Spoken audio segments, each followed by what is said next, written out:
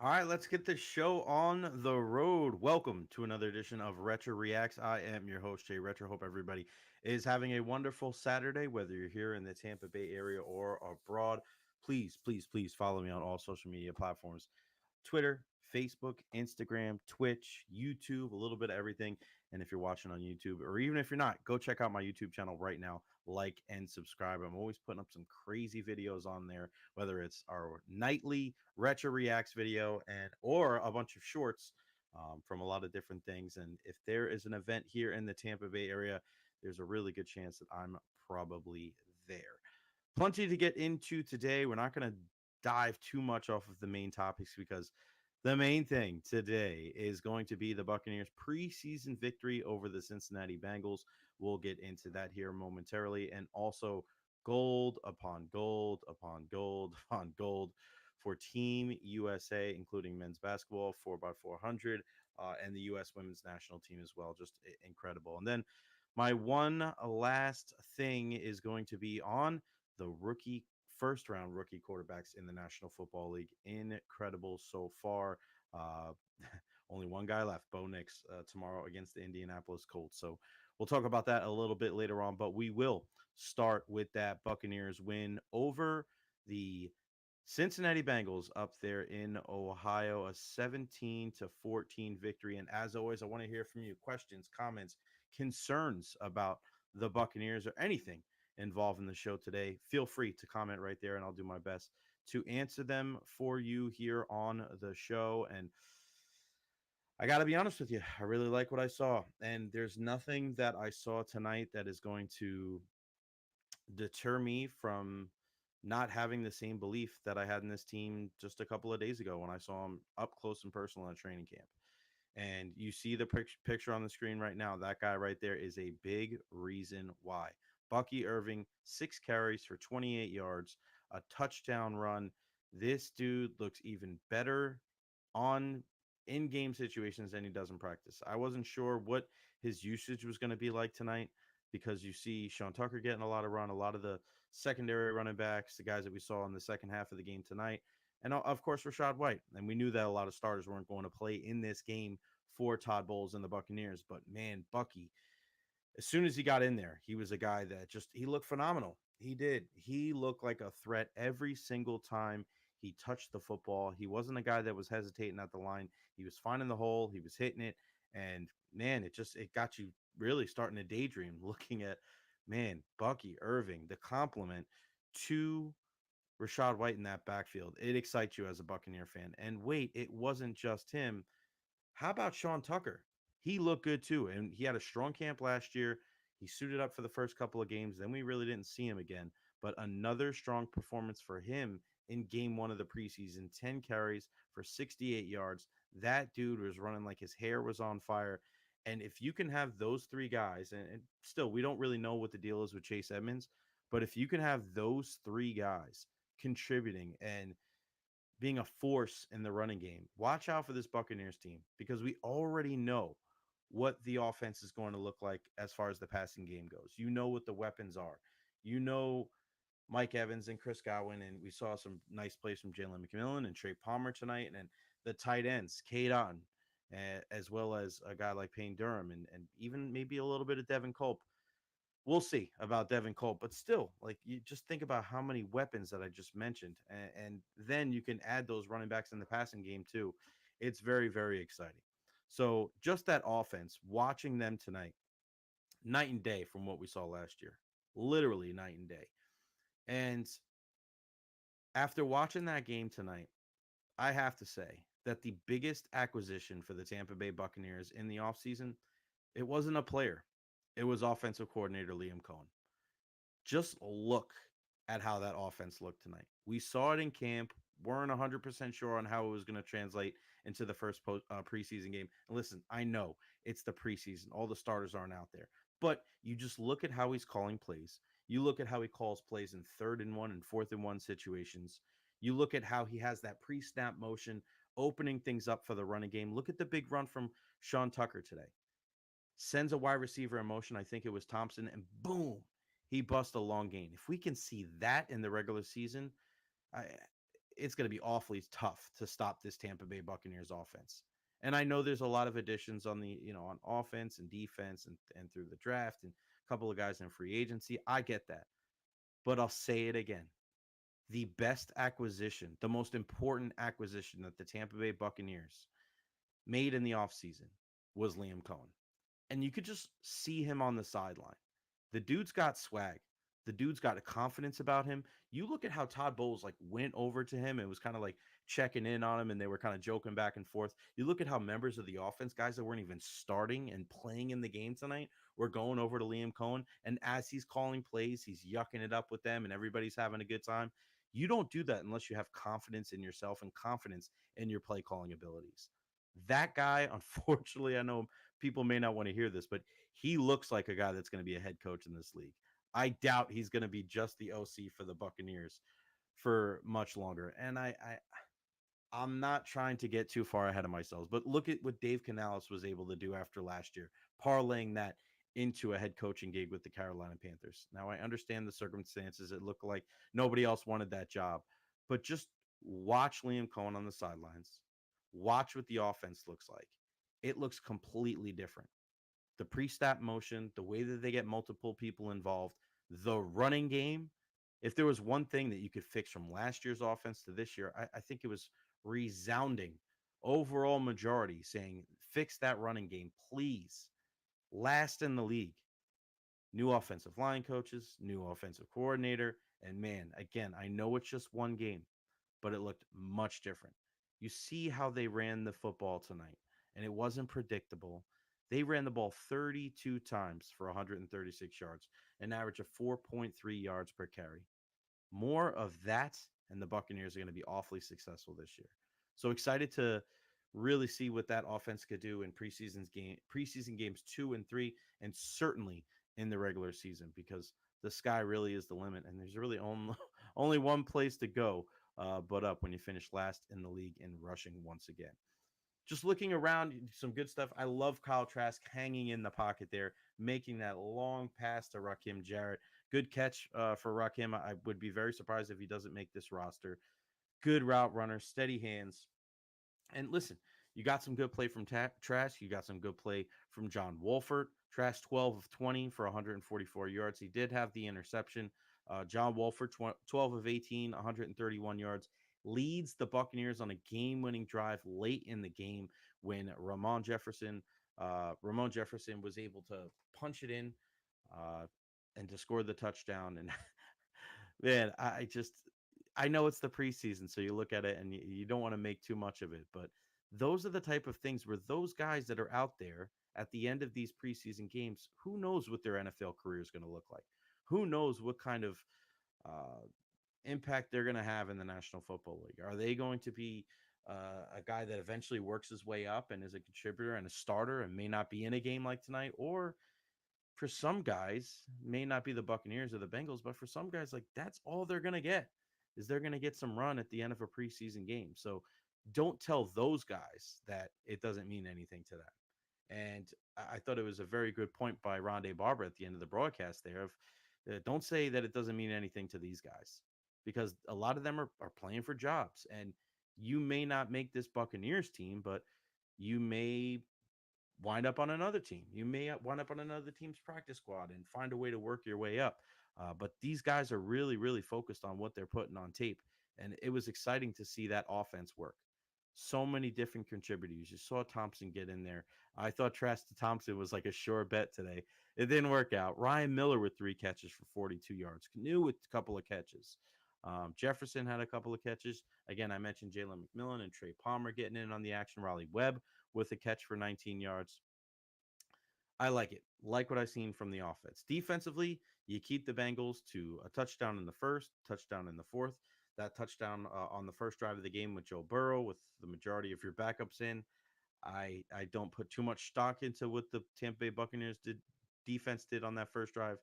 Joe Burrow looked good, 5 of 7, 51 yards, and that touchdown strike to T. Higgins. They got their work in and got the heck out.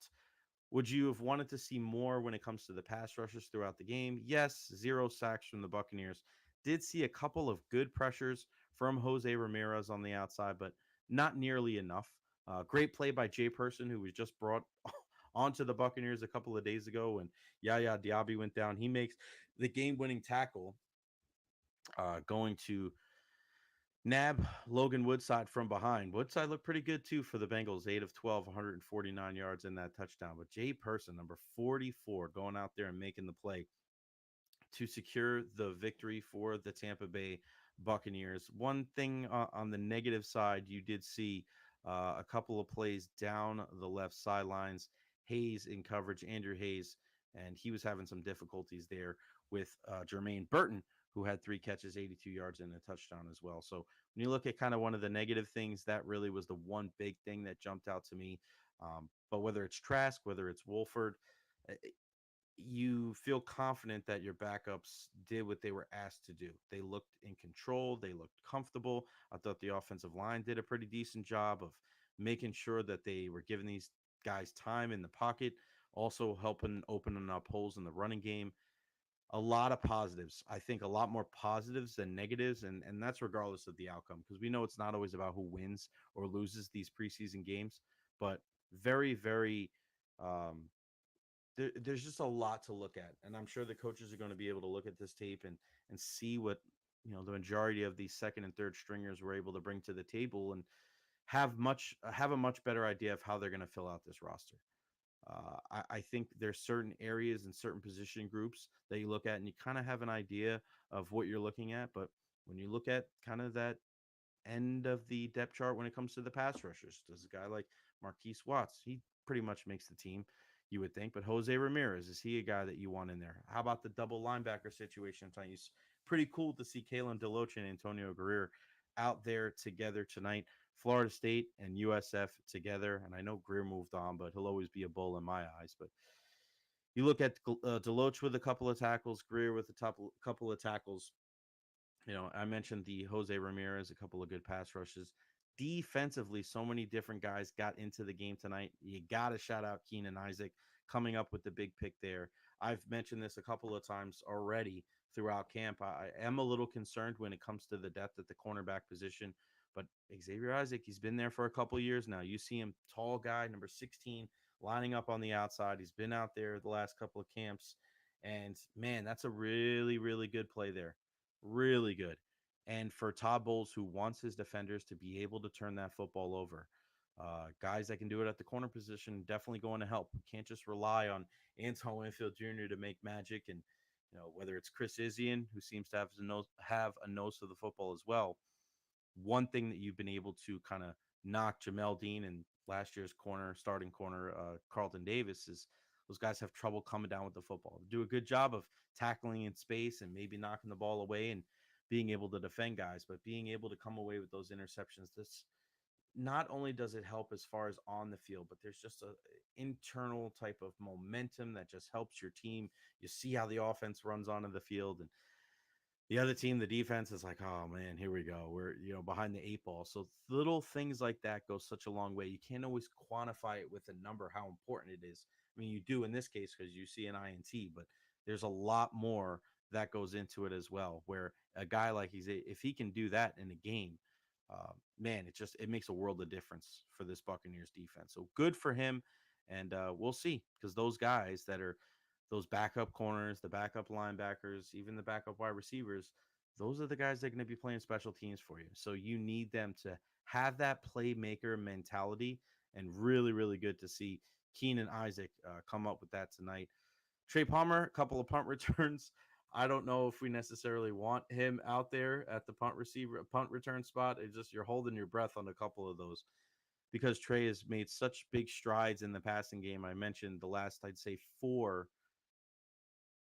training camp practices. I just felt like Trey Palmer's just taking his game to another level. And you have 4, in my opinion, 4 legit wide receivers, and I got no issues with Rakim Jarrett being number 5. I really, really like his game. And who knows what you do with that 6th spot.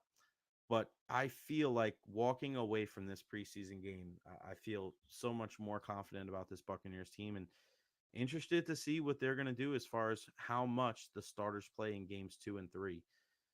We heard Chris Myers at the end of the broadcast say something to the effect of Baker Mayfield is going to see some time in preseason game number 3. And I've had this conversation with Pat Donovan, had this conversation with Zach Blobner as well, about how much we're going to see some of the vets. How much time is Baker Mayfield and Mike Evans and Levante David and Chris Godwin, and how much are we going to see from Avita Vea, right? I don't know, but maybe these teams are kind of ramping it up. We used to see the same type of structure every single year for most every team. The starters maybe play a drive in game one. They play a couple of drives in game two. They play close to a full half in game three. And then in game four, they don't play at all. And it's pretty much all the backups. But now, since there's 3 preseason games, it's kind of switched a little bit. Now it seems like, you'll have certain teams that, like you saw with Joe Burrow, just one series. You see it with some of these other top tier quarterbacks and teams where, like a Josh Allen, Patrick Mahomes, some of these other teams where their starters will play a whole quarter. Or you'll see what you saw from the Buccaneers tonight. You didn't see Baker Mayfield, Mike Evans, Chris Godwin, Rashad White, a lot of the starters. You didn't see them. So maybe their thought process is, hey, we'll ramp it up as we get closer and closer to the regular season, rather than, hey, let's get a couple of reps early and then kind of dissipate the playing time as the game goes on. I don't think there's any right way to do it. There's multiple ways to prepare your team. So we'll see what the Buccaneers continue to do as they get ready for their second preseason game next week. All right, a lot of great things when it comes to Team USA today. And I put this banner up at the bottom: USA wins gold. Now, I could just go in there and go through every single team. I mean, the USA is blowing everybody else away when it comes to the medal count. Incredible. It seems like every other day we're seeing multiple gold medals. And it starts this morning after watching the Manchester Derby on the didn't really blah, blah, blah, blah. Yeah, we're not going to go into that one. Not going to go into that with Man United and Man City, but the U.S. women's national team. And you see this young lady right here, Mallory Swanson, who scores the lone goal for Team USA, and they win 1-0. And I thought John Champion and Julie Foudy did such an incredible job on the broadcast. And there is some semblance of a need for education when it comes to soccer in this country.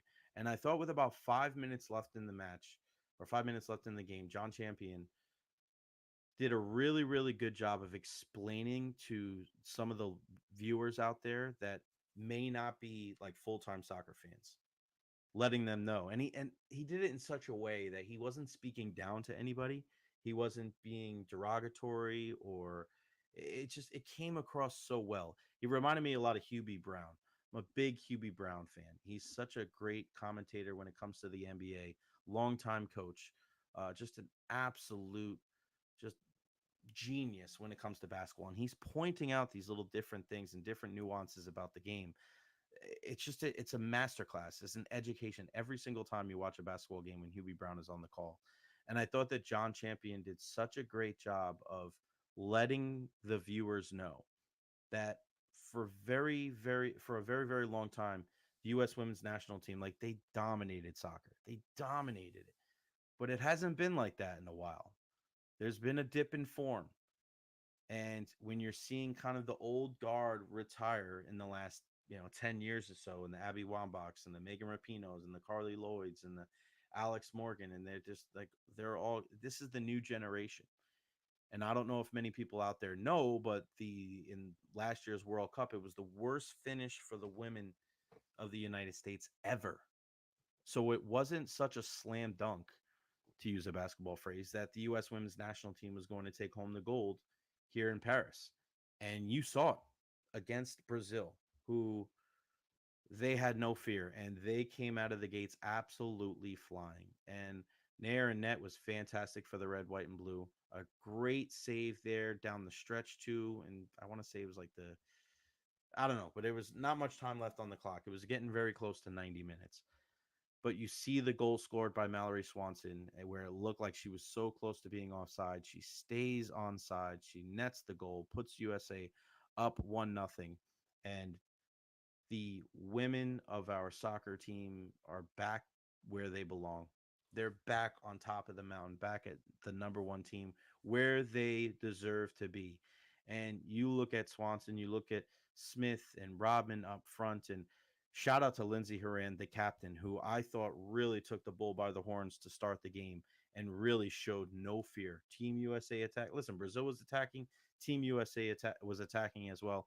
It was a heavyweight fight, and Lindsey Horan, the captain, rocking that number 10, who played with a lot of the big names that I just mentioned, to see her help lead this team to gold was just something to behold. But she's not the only leader that I want to mention. And the other leader is Emma Hayes, the coach of this U.S. women's national team. And just do some research on Emma Hayes when you get an opportunity. Emma Hayes is one of the most intriguing coaches that you're ever going to research. And this is a woman that was born in Camden, London, England. And it was always a goal for her to coach this U.S. women's national team. And I thought it was a great story that we heard during the broadcast that her father passed away and she got the job with the U.S. women's national team like months later. And one of the things that he told her before he passed away was that she needed to take this job. And this is a woman who played for Arsenal's academy as a midfielder in the late 80s, early 90s. And, she became a coach in the late 90s. And then she ended up moving to Long Island and moving to New York. And that's really where she got her feet wet as a coach before going back over to England and just absolutely crushing it for Chelsea. I mean, you want to talk about a woman that knew exactly what she was doing. She won the FA Women's Super League 7 times, 5 times in a row from 2019 to 2024. Insane. One of the greatest coaches of women's soccer that we have ever seen. And she ended up taking this job here because she had unfinished business here on this side of the pond. And they announced it pretty early on. They let everybody know over there in Chelsea that on November 4th, 2023, they said that she was going to depart for a new opportunity outside of the WSL and club football. And then 10 days later, she was named the head coach of the U.S. women's national team. Now, this the season ended in June, and then she had 2 months to prepare this club to get ready for the Olympics. I think she was at the helm for 11 games. And when you listen to Emma Hayes speak, they ask her, like, what makes you so successful? What was your kind of common thread for this team? And she was just talking about love, like loving the game and the freedom of expression that she wanted her players to have. And that's one thing, whether you like soccer, you don't like soccer. One thing that I really do enjoy about the sport is that there's such an emphasis on expressing yourself and going out there and letting your talent shine through. And we're so worried about things in this country of like cancel culture and oh my gosh, there's no respect for the game. And the NFL used to stand for the no fun league. We hate when people pimp home runs. Like it's just, oh my gosh. Like people have to have fun. These athletes need to be able to express themselves. And you got that with Emma Hayes. She let these players express themselves. Now, she didn't really go deep into her bench, but that's because she didn't really know most of the players towards the end of her bench. So she rocked with these 11 women for a good chunk of the time of each of these games. But man, how could you say that the decisions that she made were incorrect? A stellar job for Emma Hayes and that U.S. women's national team. Ladies first, and shout out to the women's 4x4 team. They won, and just go back and watch that race. Go back and watch that U.S. women's 4x400 gold medal shellacking. They absolutely dusted the competition. Now, second fastest time in U.S. history. The men win as well. It's the third straight Olympics. Both the men and the women win the 4x400. But just do me a favor. If you missed it at all, go watch the women's 4x400 race and watch about not even halfway through. But when you see what Sydney McLaughlin Lavrone did in that second leg, she, she widened that gap so much that it was almost comical to see how far the U.S. was ahead. And the commentators were just like, yeah, we're just going to focus on second and third. Yeah, that's what you needed to do. A stellar performance from the U.S. women's national team when it comes to soccer. and both 4x400 teams. The most exciting game of the day was certainly on the hard court, and the U.S. men's basketball team defeats France in one of the more memorable games from the entire Olympics. 98-87 against a very, very solid French national team. Those guys, I you got to tip your hat. They were fantastic. They gave the USA all they could handle. But at the end, the stars for USA just they shone so bright. And no star was brighter than that man right there. You see him. You see him right here. Look at that guy. Steph Curry. Chef Curry was in his absolute bag. And if you watch the last 3 or 4 minutes of that game, hell, the last two games, but especially this last game, Steph Curry is the greatest shooter that we have ever seen shoot a basketball. That guy was absolutely unconscious. Look at that freaking picture. There's two guys there. There's three guys. There's four guys in that frame, and he still made that shot.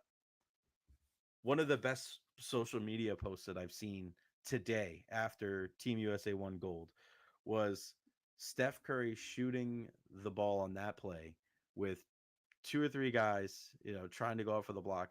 And you see LeBron and Kevin Durant wide open on the other side of the court.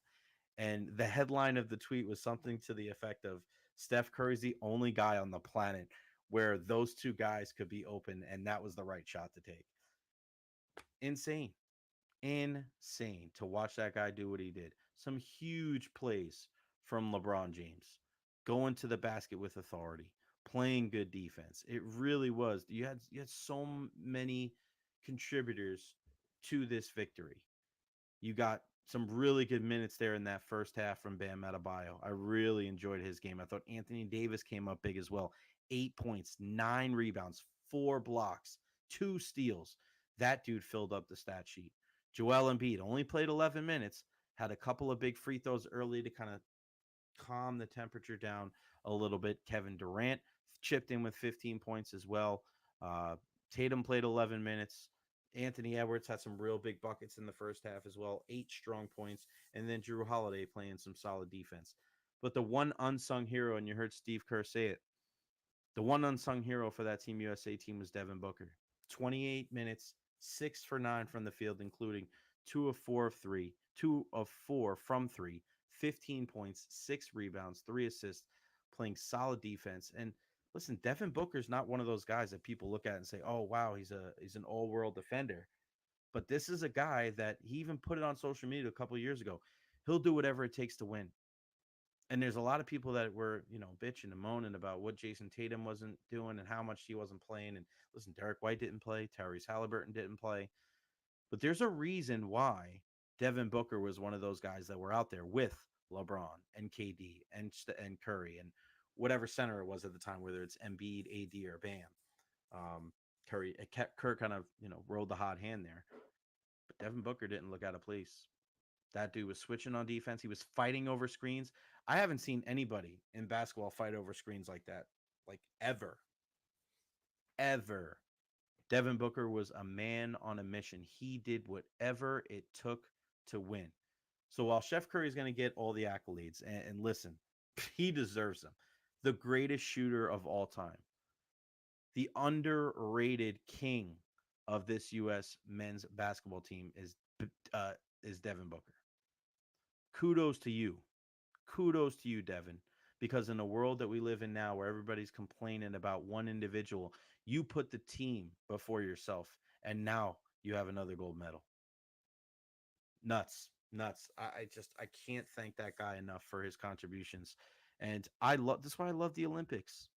I love the Olympics, and it may sound corny to some people, and they're like, "Oh, whatever." And you know, where's Dave Portnoy at now? Where's Rashad McCants out now? Rashad McCants. Where is Dave Portnoy? Where is Rashad McCants? Where's Bob Cousy? Where are all these people that were hating on Team USA a couple of days ago? Where are all these people that were cheering for France? Where are all these people out there telling Steve Kerr that he didn't know what the hell he was doing? The goal was to win the gold medal by any means necessary. And that's exactly what this team did. And it took everybody. It took a Herculean performance from Steph Curry, shooting the lights out, the greatest shooter that we've ever seen. It took LeBron leading offensively, defensively. It took that three-headed monster at the center position where there was Embiid, Davis, Bam Adebayo. We've seen Kevin Durant do whatever it takes to win for this team. You could say whatever you want about KD, and you may not like how he handles his business, but when he plays for Team USA, that guy comes to play. Everybody contributed, but the unsung hero was certainly Devin Booker. Kudos to him for doing whatever it took to win. You want me to stand in the corner and knock down some threes? I could do that. You want me to play defense and fight over screens better than anybody that we've seen for Team USA? He can do that too. Facilitate, play make, get everybody else involved. Devin Booker, listen, it was incredible. Job well done to Devin Booker and everybody on that U.S. men's basketball team. It was really, really fun to watch. But watch out for Wembanyama because I thought you could argue that Victor Wembanyama was the scariest dude outside of Steph Curry on the court. And that guy, his future is so bright. 4 years from now is going to be fun because that dude's going to be there. And chances are that's LeBron and Curry and KD are not. So, does that next generation of U.S. men's basketball team players have what it takes to keep that guy in check? I don't know. Bam Adebayo is going to be there probably. Hopefully AD, but maybe a Chet Holmgren. You're going to need some of these other guys. Does Cooper Flag, who hasn't even played for Duke yet, does he contribute to that team? 4 years is a long way away, but again, on the other hand, it'll be here before you know it. Hopefully, guys like Booker and Anthony Edwards, those guys come back. And I do think in a different situation, Jason Tatum will be a much bigger part of the team. We saw it last year, or a couple years ago, the last time Team USA won gold, where they relied on Jason Tatum a lot more. But it was different this time. LeBron was here, KD was here, and Jason Tatum just coming off of an incredibly successful and long regular season. He just didn't seem like he had the same kind of lift that he did during the NBA season. Go home, rest up, and get ready to lose to the Knicks in the Eastern Conference Final next year. That's the way it goes. All right, time for one last thing, and my one last thing tonight is definitely the first round rookie quarterbacks in the National Football League, led by that guy Caleb Williams. You never know, and trust me, it's just one game, right? And we've seen 5 of the 6 first round QBs. The only one that we haven't seen is Bo Nix. He's going to play tomorrow for Denver against Indianapolis. But starting with Caleb Williams, these first round rookie quarterbacks have been phenomenal so far to watch. It doesn't mean they're all going to be great. It doesn't mean they're all going to have long NFL careers. I know it means very little. But just to see the presence of these guys and the excitement that they're giving their teammates and their fan bases, it is very, very fun to watch. You start with Caleb Williams, 4 for 7, 95 yards. He leads the Bears to 2 drives that end up in field goals. But you listen to the people around. You let the little dump off pass that he had to Swift, and that you felt that through the TV screen. The Bears are one of those teams too. They've been around for such a long time. I don't want to see them bad. The NFL's better when the Bears are good. So hopefully Caleb Williams is that dude and he can help restore them back to some sort of prominence there in the NFC North. Because again, like I said, the NFL's better when the Bears are good. But he's not the only one. Jaden Daniels, 2 for 3 for 45 yards, a 3-yard touchdown run. He even checked out of a play on his own, threw a long pass on third down for the completion. Dan Quinn spoke about it after the game, the Washington head coach, and he likes that moxie. He likes that bravado. Jaden Daniels, the Heisman Trophy winner at LSU, I thought he was another guy that it wasn't going to take long. Some of these guys, they've had success at the collegiate level, but they've played games, especially guys like Jaden playing in multiple conferences. That helps because you see a lot of different defense, see a lot of different players. And I think Washington got themselves a good one. The one guy that only played one series and didn't really make too much of an impact, that was Drake May. One series played, 2 for 3 for 19 yards. We mentioned Michael Penix Jr. last night, 9 of 16 for 104 yards. I love the poise in the pocket, being able to just feather that ball in there. And then J.J. McCarthy. listen, there's people out there that thought JJ McCarthy was just a product of the environment of Michigan, having so many good players on the offensive line. They had 6 offensive linemen drafted. Not they only play with 5. They had 6 drafted. They had 2 good running backs. They had weapons on the outside. The only starter return for them, I think, was the tight ends. Um, but man, what? All right, what's the deal with JJ McCarthy?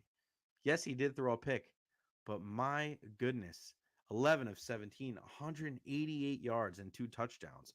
Minnesota Vikings were going nuts when this guy was throwing the football. And listen, I know the coach was trying to kind of quelch some of the excitement there, you know, because the head coach is the one guy that's not going to buy into the hype right off the bat, right? He's just going to say, "All right, everybody, calm down. We're not going to make too much of this." And it's just, it's pretty funny when you go back and you look. I got to find what Coach Kevin O'Connell said. It was something to the effect of like, damn it, I gotta find it. All right, I'll try to post it on. Clearly, everybody can see the arm talents. Damn, there was something that he said that I just it made me chuckle because he's just talking about how, yeah, it was great, but it's one step. It's like a glorious example of the next step. He really downplayed it, but you could tell he's excited. He's excited about JJ McCarthy, and he's another guy. He's going into a unique situation. He's got the ultimate safety blanket there with TJ Hawkinson and Justin Jefferson. And they're one of those teams where I think a lot of people are kind of waiting and seeing when it comes to Minnesota. Everybody's high on Detroit. Everybody thinks they're ready to take that next step. They could be in the Super Bowl this year. There's a lot of excitement when it comes to the Packers and Jordan Love. Can he build on what happened last year, going into Dallas and smacking up the Cowboys? And then also, as I mentioned before, the Bears, number 1 overall pick with Caleb Williams, but that defense has got some good players. There's some real talent on the outside with first round pick Roma Dunse, DJ Moore, the returner, and then Keenan Allen, who they got in the offseason from the Chargers. So the Vikings are kind of flying under the radar. There's a lot of people wondering, what are we going to see from them? You lose Danielle Hunter as well in the offseason to the Texans. What can the Vikings do? And which one of these rookie quarterbacks can really take that step forward in the regular season and build on what we saw tonight? I don't know. And again, it's not guaranteed just because they had an exciting first game that it means that they're going to be, the end all be all and win the Lombardi trophy and lead their team to a Super Bowl victory. But man, for at least 4, at the very least 4 of these guys, it was a freaking great start so far. All right, make sure you follow me on all social media platforms at JRetcher everywhere: Facebook, YouTube, Twitch, Twitter. Like and subscribe if you're watching this on YouTube. Trying to go live every single night as often as I possibly can.